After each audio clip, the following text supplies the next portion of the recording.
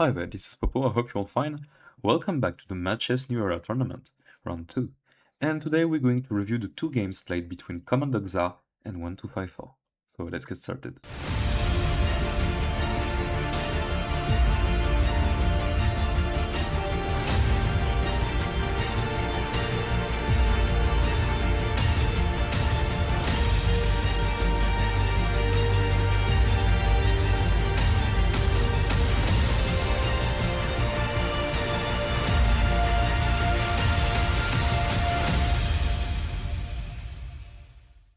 Okay, so for the first game, CommanderXar gets the white pieces with the Goblins faction, and 1254 gets the black pieces with the Nagas faction.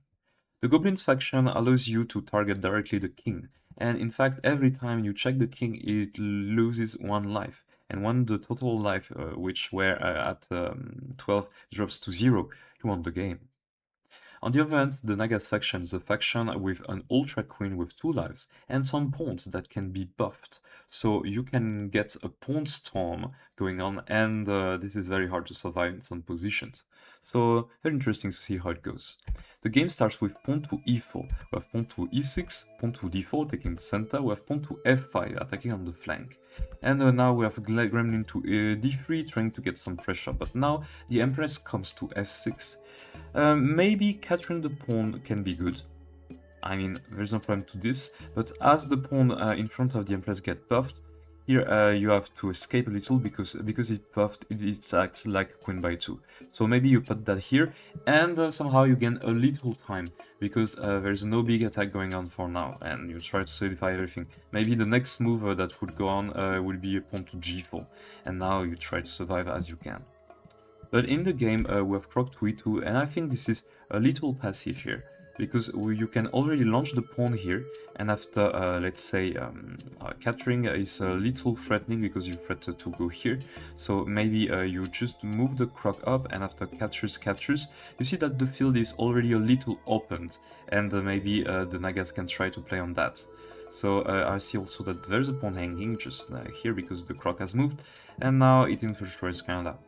So hard to play in this position to find a right move. I mean, I would have traded again, but here Croc to e2, yeah, it's pretty passive.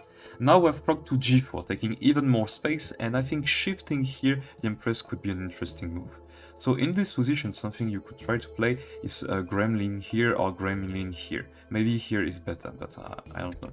But in the game we have pawn captures f5, and after pawn captures f5, it gets a tempo over the Gremlin, so it's forced to go to c4, and now basically the Nagas can start to make some big mess. For example, we can decide to get this move, for example, going on, or even you just push here. And then again, you have to react to this threat, so maybe you put that here, I don't know. But now you can decide to go here.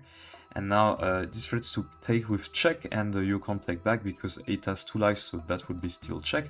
And he threats to capture here, threats to capture there, and you would get some big problems out there. So here we have pawn to d5 instead, which is played, so kicks again the Gremlin, which goes to b3. Now we have pawn to c4, so you see that the pawn storm going on, the Gremlin goes to a4, and now we have Gremlin pawn to b4. I don't know why, I mean, playing a pawn to c6 with the threat of going here seems better, even if I understand here you want to push this later, and that would be good. But here in the position we have pawn to b4 instead, and yeah, why not? Pawn to f3 then is played, and yeah, you kind of have to defend that.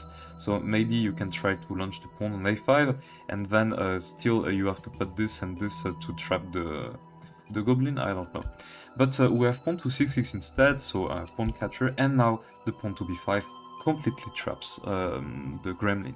But the Gremlin has a special move which allows them to directly teleport for a move or capture just in front or behind the king. So a Gremlin to 7 is played, but that doesn't work because the king can just take it. And now the Gremlin would just teleport in another square. If you move the king, then this is okay. But 1254 was actually panicked, and I don't know, he just blundered, and he decided to take on e7.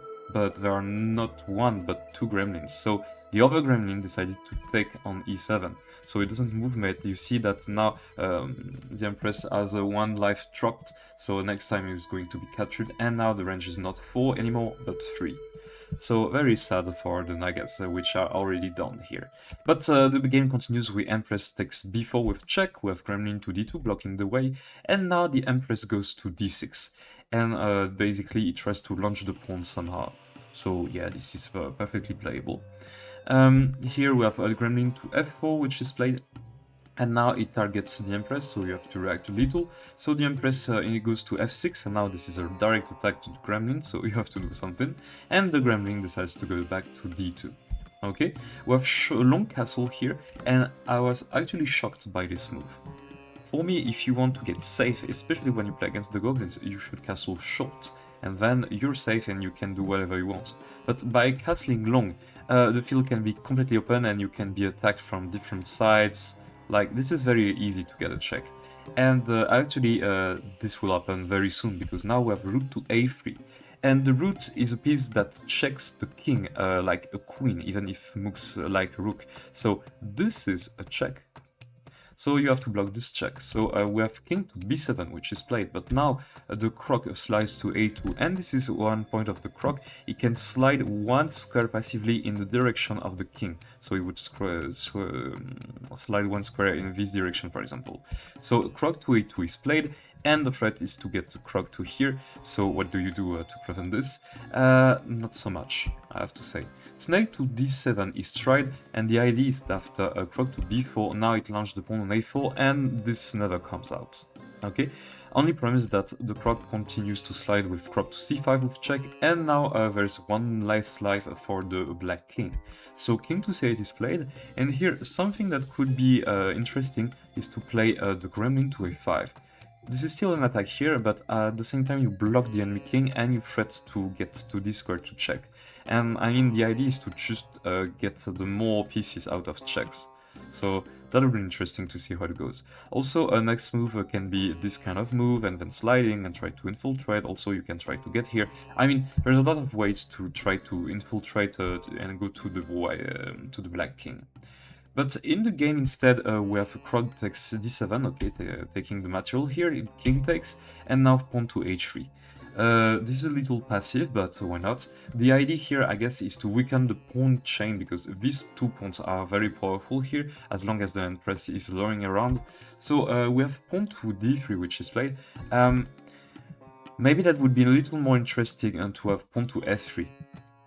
Because this is a direct fork, so maybe you'll capture and capture, and now, I don't know, maybe you try to run this here, and later on, if you be able to defend correctly this pawn, you would be able to put this here. For example, some move that could be played is this move, so that threats to capture here and that defense here, and maybe later on you want to push here and try to get a good position. But the game is still tricky and there's still tactics to go, but okay.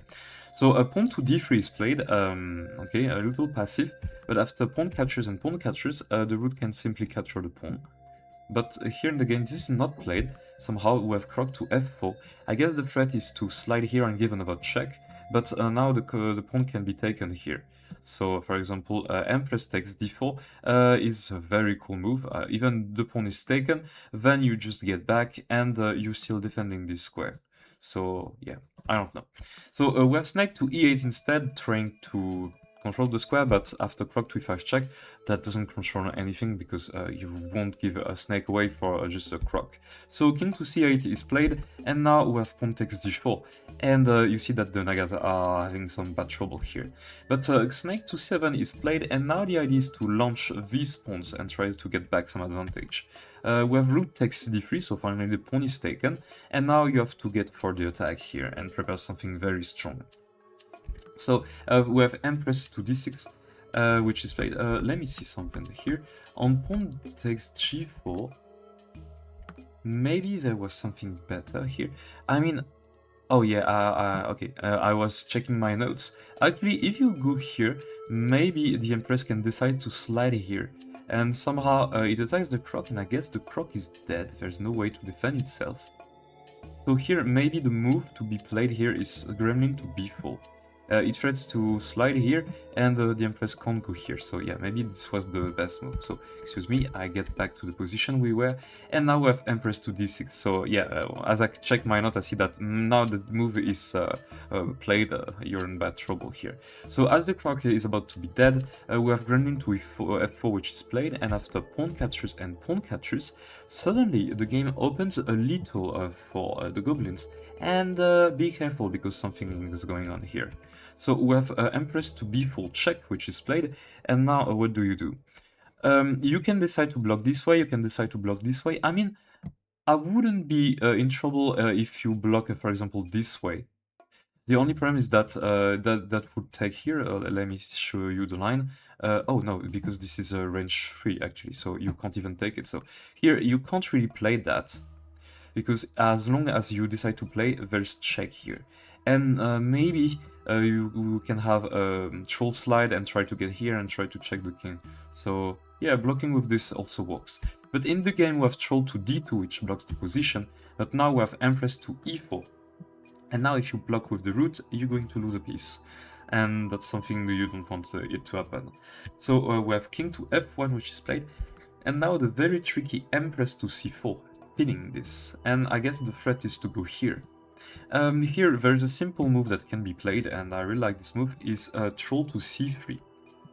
And now it gets with a big threat, it threats to go here, threats to go here, and at the same time it wants just the root to be unpinned. And if you accept the trade, of course you're winning, but if you decide, for example, to trade, let me show you a line which is very brutal. We have troll to c6 check. If you decide to block here, okay, I mean, I can just decide to go here, and then you're going to straight up lose the game. So let's see the line. For example, you go here, you go here, then maybe it decides to slide. This can be taken, but I guess after this takes, there's just a chase here, and you're not surviving all the checks here, and the life points would drop to 0. So after this is where Empress to c1 some move. So after king to e2, maybe you can try to get purposeful check, I don't know. Empress to c2 check, maybe king to f3, and now you try king Empress to d1 check, and now king escapes to g3, and I think you don't have enough move here to try to survive the position. So yeah, in this position, this is not that easy to get something against that. So after this, you can try to get this move. The only problem is that now you have this move, and you're just dead. So instead of this, we have pawn to g3, so I guess protecting the piece, because it wants to move the troll here. Wrong move order, that's sad. And here, as I expected, you can play this move, and now you're going to have some trouble here.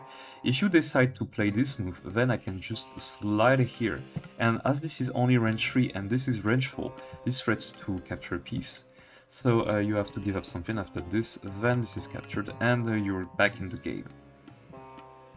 Also, excuse me, after this, if you decide to play king to e2, of course doesn't work for the same reason. Empress to e4 check, then I don't know, you put the king here, and then Empress captures, and there's still a threat to exchange later on. So yeah, in the game instead we have pawn to h6, which is played, but now we have troll to c3, and I can assure you that the Nagas are very dead in this position. So we have Empress to d8, which is played, so that's a faculty of the Empress, which can go to the starting square. Only problem is that that doesn't defend here. So we have troll to c6 check, and now you can't even run here, because now there would be root to d6 check, and basically you're dead. The Empress is gonna fall if you take this. This is just a simple chase with checks everywhere. A rook can't avoid all the checks on the board. And if you try to slide, for example, the snake to c7, then you can have something like a troll to b6, and now you're forced to move the king. Let's say that you move the king here, then troll to a6, then go here, then go here, then go here, and now you can just play this move, troll to a7. This is pinned, so you can't take. Go here, and then I don't know, you can decide to take it actually, and this is mate. So see that the position is complicated.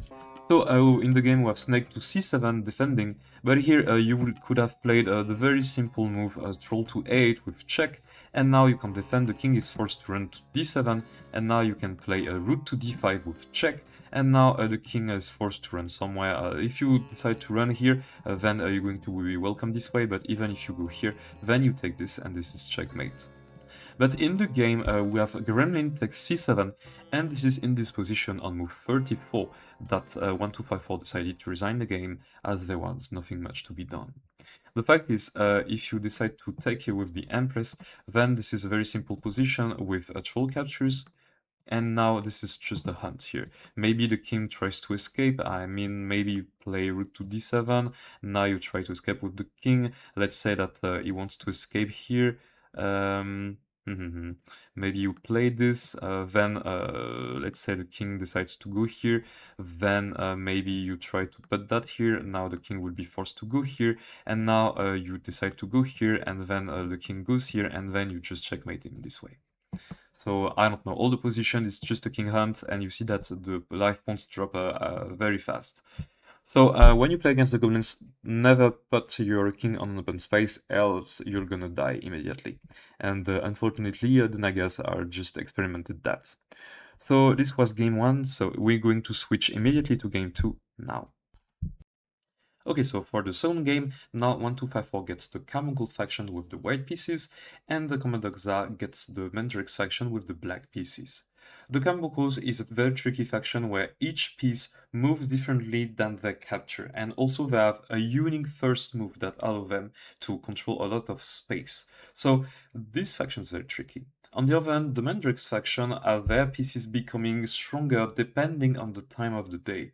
Every 5 turns there will be a sun and moon cycle alternating, and you'll see that this is focused on center control and also piece chains. The game starts with gem to e4. The gems are allowed to perform their first move also diagonally, but they are just pawn. So gem to e4 is played, pawn to e5, and now Hare to b3. On their first move, the Hare can jump upon the pawn. So we have a Chomp to f6 attacking here, but now the Hare slices to g3. So this is part of their move, but also the Hare moves like a rook and captures like a knight. So Hare to g3 is played, and now we have pawn to d6. We have gem to f3, and for me this is already a nickel accuracy here. I think this f1 is very important to be sure that there would be never a pin against the the white king. So maybe you can put this gem and slide it here. And also it helps for the squirrel to develop, because this moves like a knight and captures like a bishop. And getting this diagonal should be interesting here. So instead we have gem to f3, which is played, and now we have dread to e6, so asking do you want to trade?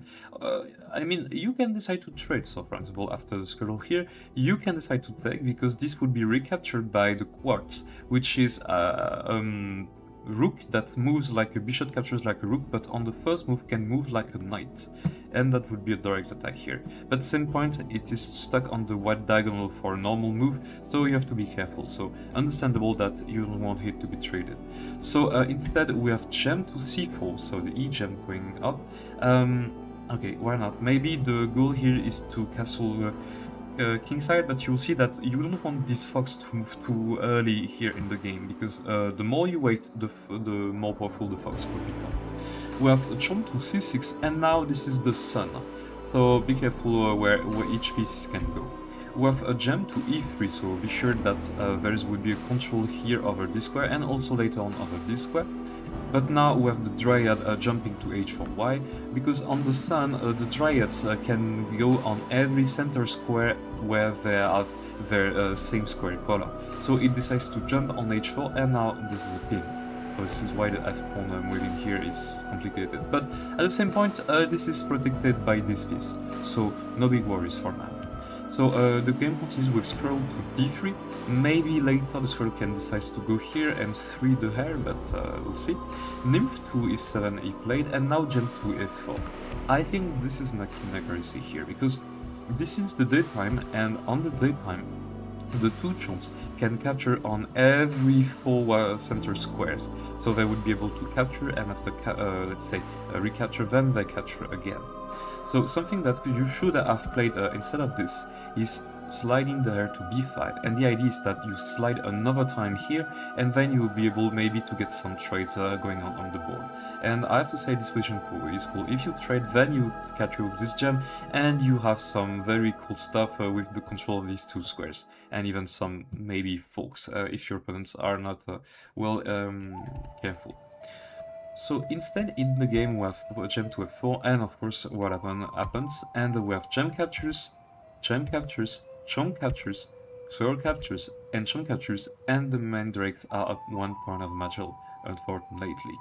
So now, okay, there is a threat to capture here, but be sure that after this and this, if you capture that, you recapture back. So everything is correct for now, so you should focus on some move like this and ask the Chomp what are you gonna do, buddy. But instead in the game we have Croc to f3, and now it weakens even more the position, because now you can have some move like a quadrate to g4, and this is another pin here, and now everything would accelerate. But this is not seen by the Mandrakes, and they decide first to long castle, so maybe just be safe and then go for the attack.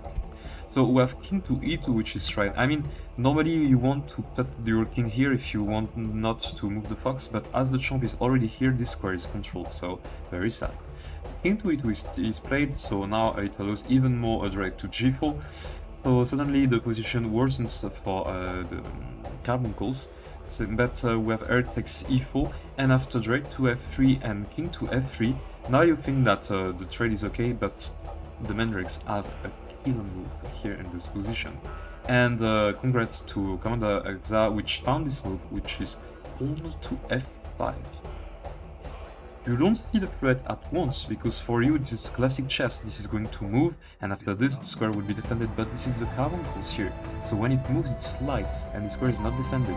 So in the game, Hare to d4 is played, but now you can just put the nymph here, and this is checkmate. Criss-cross apples, criss-cross apple. Oh, my mouse is doing some mess, excuse me. Everything is controlled here. So you have to give up your Hare, basically. But in the game, this is not seen, and we have pawn to g6 instead, which is played. Crazy, crazy. So gem to d3 is played, so now the control of the square is done, and somehow the Carbuncles would be maybe able to make it a little. So we have drag to f6, now we have Hare to d5, so this is a fork, and after the nymph goes to e6, rather than taking here, you just have to continue. This Hare is very well placed on the position, and this is exactly what 125 decides to go for, and we have square to e3, and now the threat is to capture here and get some big attack. So we have king to b8, which is played trying to defend, but actually, believe it or not, but for me, you can take this. If you decide to take, then you slide the Hare here, and this is check. If you decide to stay here and try that you survive, then quickly Croc to b3 happens, and now the threat is checkmate just there. So maybe you push here the pawn on b6 to try to get something back, but now you have Croc to f4 check, king to b7, now there's Hare to c7 attacking here, so you have to put this away. Let's say that you put this here, and now the Croc slides here and it threats to capture, and this captures of course comes with mate threats. For example, if you do nothing, so let's think that you go here, then I can capture. If you decide to slide here, I guess that would be checkmate, no, because you have to defend this still, so I don't know here, everything seems to be a mate here, I don't know, I don't see all the squares, but I think this is going to be checkmate, yes. So this is one of the lines that you could play for. I think the best position here is after taking and go here to just go back here, and then you can take. This is a direct threat up there, so I think this would move, for example, here. And now basically you try to develop this piece and go for a big attack, or even try to develop the fox and try to get for something. I think this position here is slightly better. I'm not sure of my assumption, but seems like this would be the case. Also, please note that this is highly hanging here, so you can decide, for example, to take, and after captures, there's this on the board. You can give a check of, this is moon time, so you can't, so that will be captured. So yeah, let's put the two Hares in place and wait for something to happen, maybe. So yeah, I was pretty satisfied when I saw this sacrifice, but this is not played in the game. And why not? I even wonder if you could take first here, and after captures there, you can capture here, and after captures then there's check here, and then you have to go there. But here I don't see the continuation here. You have two less pieces to continue the attack. So yeah. Actually, in the game we have gem to d4 which is played. I think this is an inaccuracy here because maybe you want to keep this threat of capturing, but okay, why not? Gem to d4 is played, and now bolt to d7. We have gem to e3, g3, so I don't know exactly what this move is for, but reinforcing the position, I think you should continue to go for this kind of position. The positive problem here is that that doesn't come with check, so you would get forked. But yeah, you have to go for this kind of position, try to develop this, go for something. But here instead we have the right to d8 which is played, and here we have king to e2, so trying to avoid any problem. But now the pawn gets to c6, and now the Hare has some problem. But fortunately Hare to f5 is played, and later on you can decide to slide back. But for me these are technically moves that advantages the Mandrakes, because they're a little safer, and these two Hares would not do a lot of things. So we have Drake captures, Hare captures, and pawn to h5, so attacking on the flank, and see that the king is pretty weak on this side of the board, so you have to be very careful here. So we have gem to f5, trying to provoke the Mandrake, but now we have pawn catchers, and we have Hare to b5. So I guess the idea is try to get this, and then you try to capture this, I don't know. But we have pawn to a6 which is played instead, we have Hare to b6 now sliding, attacking here, and after bolt to e7 now the Hare takes, and it attacks again the bolt. So it moves to f7, and now what do? You can decide to follow up with this kind of move. That could be very understandable. Also, this followed by this can be also some move. I don't know, you have to find something cool to do with the quartz. But we have quartz to c3 which is played. Now we have bolt to d8. I don't have a real idea what this move is for. Maybe he wants to sacrifice the bulb over here, because remember that on daytime the bulb can decide to slide up the pawns on and the other pieces the Mandrake have on the central ring.